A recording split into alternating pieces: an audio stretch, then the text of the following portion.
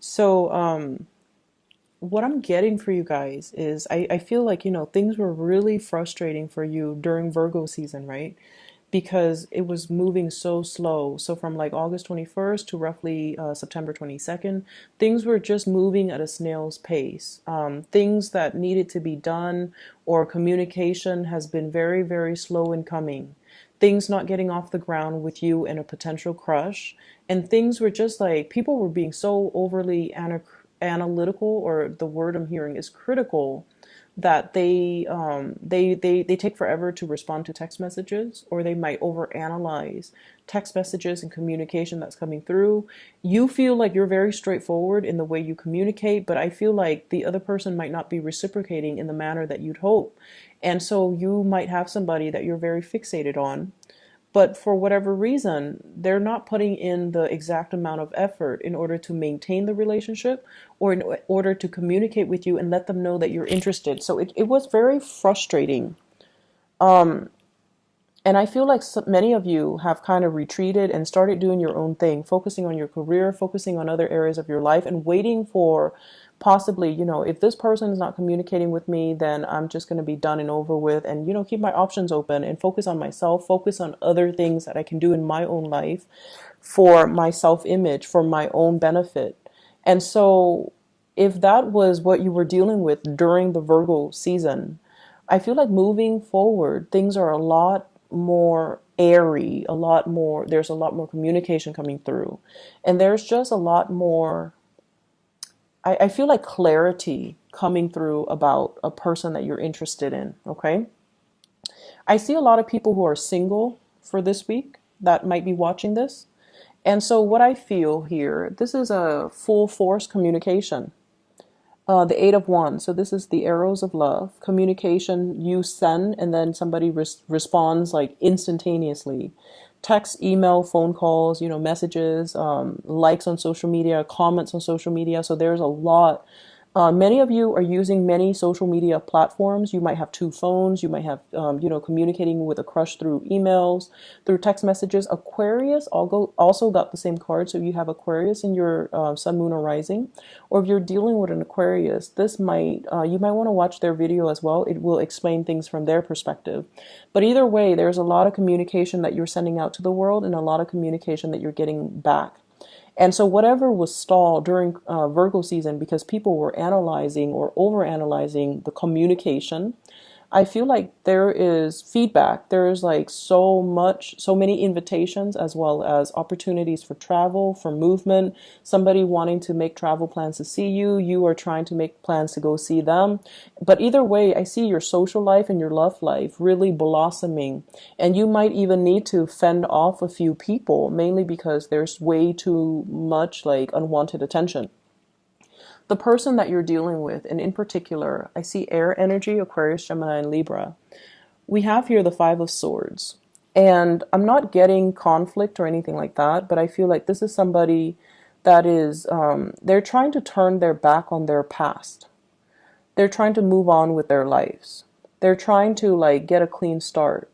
They also have a lot on their plate, so they're picking and choosing which message to respond to. So, for example, you might ask them, hey, where are you right now? Can I visit you next month? And they might respond, oh, I'm in, such location. But they never respond to the second part of the message, which is, can I come to see you? Or I'm here right now. Will you come and see me? And they're like, oh, you're there? Okay. But then they never respond to your second part of the message, which is, do you want to come see me? So if you're dealing with an air sign, Aquarius, Gemini, or Libra, I feel like they've got a lot on their plate that they need to wrap up. They're dealing with a lot of things as well that they're not really disclosing. And I feel as if, I feel almost as if they don't want to be bothered. They want to take care of all the problems in their own lives, sort things out, because I feel like this is the sword energy, and I'm hearing like sword things out. So they're dealing with some things that they're not comfortable sharing. And they're dealing with some things that they're having trying to find a solution to. They're doing troubleshooting, problem solving, working out the logistics in their own life, trying to turn their back, like trying to turn their back away from the past and trying to move on with their lives, and just sorting things out. And so if you're not getting communication from this person, don't fret over it. I feel like this is a temporary phase that they're dealing with. And this is something that they need to do first, because when their life is in disarray, they don't want to be in a relationship. I see a lot of technology. So you might be dealing with someone who has technology issues. So you're sending them a message. They might not get it because, they might have broken their phone. They dropped their phone in water. They are also MIA on the social media front. So you're like, hey, I wonder what's going on with them. And I feel like there are other things that are on their mind. And so they'll respond when they're ready. Okay. And I mentioned as well with air signs are very communicative. If they like somebody, they will initiate conversation. If you find yourself initiating communication all the time with an air sign, and they're like this, or they're not really responding, or they're not initiating that conversation, it might not be because they're not feeling it. They're not feeling the connection. So the way in which air signs express that they like somebody, they initiate the conversation. And if you text them and they respond, but they don't initiate conversation, they don't ask you follow-up questions, they might not be interested. And I feel like you're starting to get that. You're starting to get this chilly, cold air with this person, okay? And I feel like you're starting to notice that. So I see a lot of you guys, King of Wands, withdrawing your energy, focusing on yourself, looking at other options that might be available for you. And the way that you come to the table, you look really good. You're taking care of yourself, possibly working out, getting a tan, being more outdoors, enjoying the rest of, the nice weather before we've come into the fall. And just, getting a new wardrobe, getting out there, doing more fun activities, socializing, mingling, and taking up all of these invitations. Mainly because if someone is not reciprocating the effort that you put in, I feel like you're not going to wait around, right? Like you guys are not the waiters. You guys are not the people that will put your life on hold for other people. And even if you have somebody in mind and they're not reciprocating, I feel like you still know how to, have a good time even without them. So your energy, very single, looking good, attracting a lot of attention, possibly some unwanted attention. And I feel like you're trying to move away from your past and you're trying to find people that are giving you that constant feedback and that communication. And I feel like some of you might have children and you're trying to sort out issues with you and an ex, like a person you might have children with, in terms of sorting out communication regarding childcare, regarding custody, so that you can, try to move on with your dating life and your social life and things like that. So this is usually like a father figure. Some of you might be dealing with another fire sign, Sagittarius, Aries, and Leo. And if you're dealing with them, there's a lot of ego clashes, okay? So I feel like you might have an air sign, Aquarius, Gemini, and Libra, and you have another person, possibly another fire sign, Aries, Sagittarius, Leo in your midst. And the energy between the two of you is like this.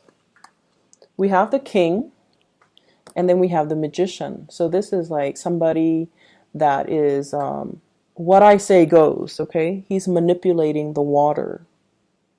Okay, he's manipulating the water. So you might be with somebody who's got a lot of things going on in their lives. They're kind of like either a supervisor, a manager, somebody that has a lot of power, somebody that is quite financially stable. They have a lot of charm, a lot of charisma. They know a lot of things about a lot of things. They are, as well, they see a lot of potential in themselves. And I feel almost like if it's trying to come together, they're going to be moving towards you. And so your spiritual advice in love is be like this, love from afar, love from a distance, but make sure that the other person comes towards you. If it's meant to be, it shouldn't be so hard. You shouldn't do all the pursuit, because I feel like this person has the intention to come towards you with the Six of Wands. They want to jump over troubled waters. They want to bridge the distance and the divide. They have a lot of success things, career things, and work things, and public image things, and reputation, and all of these things. They have all of these things going on in their lives that they're focusing on. They're trying to conjure up something, and they're trying to be with you. But I feel like you kind of need to take a step back and let your crush or your significant other take care of their things before they can come to you clean and whole and stable in themselves. So even if you're dealing with a fire sign or an Aquarius or whoever you're dealing with, I feel like your partner might not be as communicative. It doesn't mean that they don't like you. It's just they need to sort out some things. They need to make things and manifest things in their own lives before they can feel stable enough to be in a relationship. But I feel like somebody is going to be reaching out. They're going to bridge the distance and the emotional divide with you.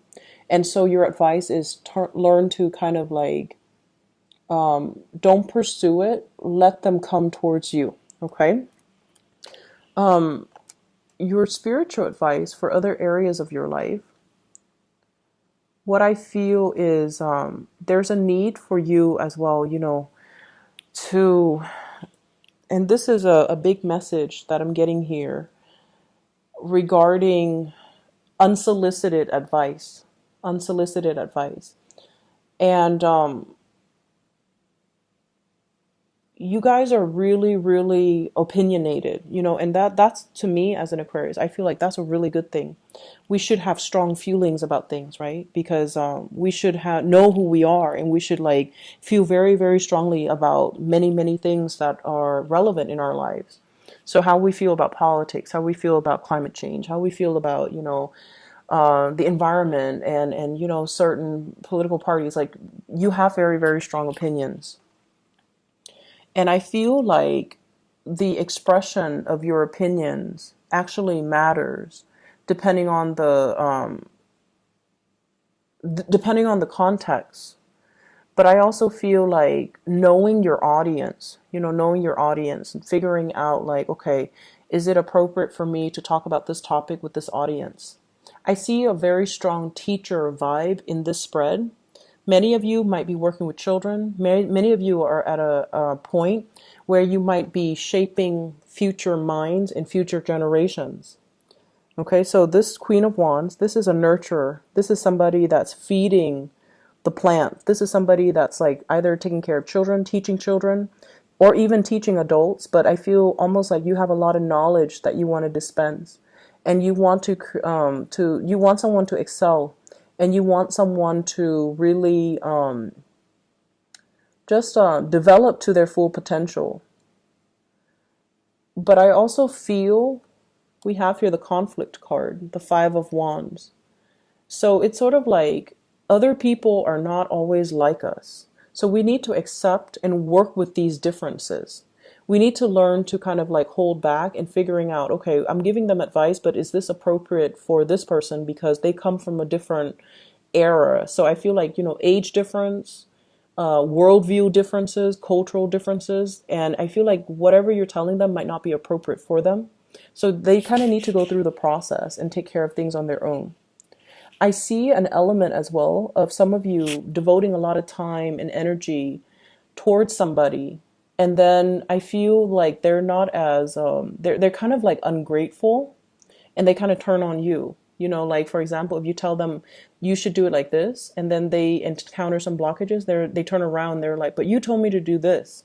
So I see that energy for those of you who are managing people, where there's the energy can be like antagonistic, and that is why I would say try to hold back your advice, and just make sure that you give advice when they're asking for it, rather than trying to guide them every step of the way. So loving detachment and not giving something too much attention and too much intensity, especially if you're dealing with younger people. You want to kind of like loosen the reins so that they can go out and figure things out on their own, rather than playing the mother hen and telling them every step of the way what they should do or doing things for them.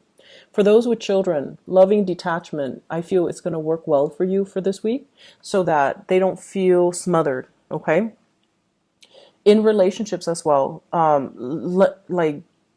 let them pursue you rather than doing all the pursuit, rather than doing all the work. You need to learn to hold back and kind of allow the other person to reciprocate. Okay, otherwise they can feel very smothered, and they can feel almost like I can kick up my feet and not do the work. And so there is a softening of the energy that's coming in here. This is conflict, and this is resolution, collaboration, cooperation. People who are very different coming together with their ideas. So I feel like in the work environment, all of you have the same purpose, have the same goals. You might have started off on a rocky footing, and you might have had a really rocky start to solidify something, but now everyone is on board, contributing, doing their fair share of the bargain, and doing their fair share of the work to make sure that the project comes to a culmination or comes to fruition. So there is this energy here of things, balancing out naturally. You have to allow the universe to kind of, and you have to also allow other people to step up. So if you're doing all the nurturing, if you're doing all the work, if you're like, obsessively just doing that, it doesn't allow the other person to take incentive or take initiative. It doesn't allow the other person to take initiative to do the work. So leave room for the other person to step up so that they can, shine, and that they can show that they are taking initiative. And so what's happening for this week as well is working from a place of wisdom. Okay, this is like loving detachment, knowing when to step back and knowing when to step forward. Looking at a situation in terms of long-term goal projection, like having a bird's eye view and looking at the whole picture. And I feel for many of you, the message is if you're doing everything for another person, they can grow physically, but they're not really growing mentally. However, if you detach and give them a little bit more free range, they're going to encounter situations that will really test them. And then it will allow them to, creatively solve their own problems. It will allow them to, learn to face their fears or to confront situations so that they naturally learn on their own. Okay. Whenever I see the image of the tree, I usually think about like, how trees, right? They're smothered by the wind and the natural elements, and even like very adverse weather conditions. But that's how they grow strong. So it's almost like opposition is not always bad. It allows other people to grow. It allows us to defend our beliefs, but at the same time hear other people's point of view so that we can have an alternative like discourse as to maybe my point of view has not always been correct, or maybe I'm looking at this situation from a different perspective. So there is definitely a paradigm shift happening here, and there's definitely more cooperation coming through in your overall environment. And a lot of it has to do with loving detachment and kind of like not being so personally invested in things, and not letting our defensiveness or our egos interfere with the creative process. Because I feel like, it's like allowing people to come together from differing points of view so that we can have a more holistic picture of a situation and find better solutions. Okay. So it's a very solutions oriented type of a week. And I feel like you should sit back and let the information filter through before you react. Okay.